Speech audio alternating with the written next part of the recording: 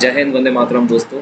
आज जो आप तस्वीर देख रही है दुनिया की सबसे ताकतवर तस्वीर है, क्योंकि इस तस्वीर में दुनिया के सबसे बड़े लोकतांत्रिक देश के प्रधानमंत्री एवं इस दुनिया के सबसे बड़े लोकतांत्रिक देश की राष्ट्रपति हैं। आज 21 जुलाई 2022 को भारत ने बहुत ही ऐतिहासिक चुनाव देखा है।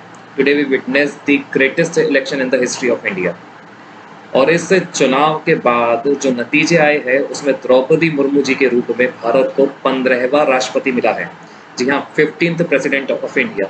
इतना ही नहीं, द्रौपदी मुर्मू के राष्ट्रपति बनने के बाद भारत को दूसरी महिला राष्ट्रपति मिली है। तो आइए जानते हैं हमारे महामहिम राष्ट्रपति द्रौपदी मुर्मू के बारे में।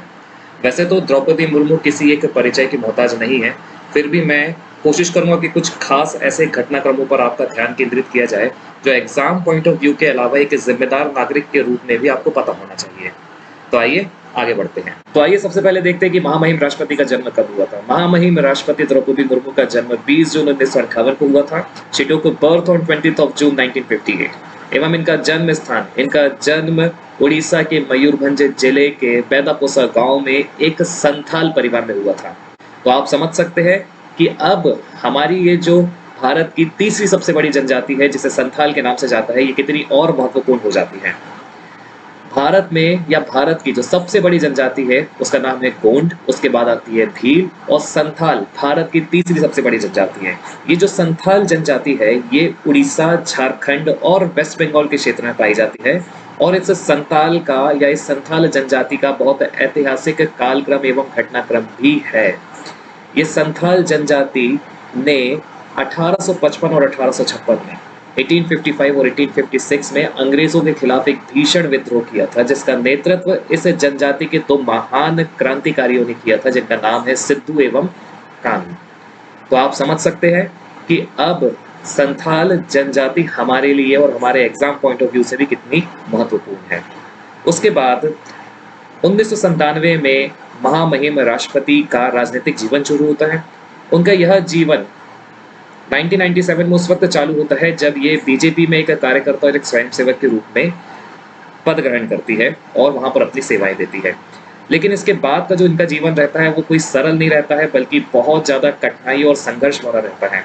मात्र 7 साल के अंतराल में 2009 से लेकर 2015 तक इन्होंने अपने परिवार के सबसे प्रमुख स्तंभों को खोया है, जिसमें उनके 2 बेटे, उनके पति, महामहिम राष्ट्रपति की माताजी एवं उनके भाई आते हैं। लेकिन उसके बावजूद भी इन्होंने अपने जीवन जीने की आस नहीं खोई, क्योंकि हम कहते हैं ना, काल भी उसका क्या बिगाड़े जो भक्त महाकाल का। उन्होंने अपनी भक्ति जारी रखी, उन्होंने अपनी सेवा जारी रखी, उन्होंने समाज के लिए अपना योगदान भरपूर दिया, वहां के लोगों का कल्याण किया और जितना वो अपने सामर्थ्य अनुसार जनजातीय क्षेत्रों में कार्य कर सकती थी उन्हें किया। और आज उनके यही भक्ति का फल है, उनके यही कर्मों का फल है कि उन्हें देश के 15वीं राष्ट्रपति के रूप में चुना गया है। इतना ही नहीं, अगर हमारी महामहिम राष्ट्रपति 15वीं राष्ट्रपति के रूप में पद ग्रहण करती है तो ठीक पद ग्रहण के बाद वो भारत की सबसे युवा राष्ट्रपति भी बन जाएंगी। जी हाँ, she will become the youngest president of India. इसके पहले भारत के जो सबसे युवा राष्ट्रपति थे उनका नाम था नीलम संजीव रेड्डी, लेकिन द्रौपदी मुर्मू के राष्ट्रपति बनने के बाद वे भारत की अब सबसे युवा राष्ट्रपति बन जाएगी, वो भी सिर्फ महज 64 साल की उम्र में। She will become the youngest president of India at the age of just 64 years. और ये मुकाम, ये जो एक उदाहरण है महिला सशक्तिकरण का, ये सिर्फ हमारा देश भारत ही पूरी दुनिया के सामने दे सकता था। तो दोस्तों, अगर आपको हमारा ये वीडियो पसंद आया है तो अपने दोस्तों के साथ इसे शेयर करना ना भूलें और हमारे चैनल को भी सब्सक्राइब करना ना भूलें। जय हिंद और वंदे मातरम।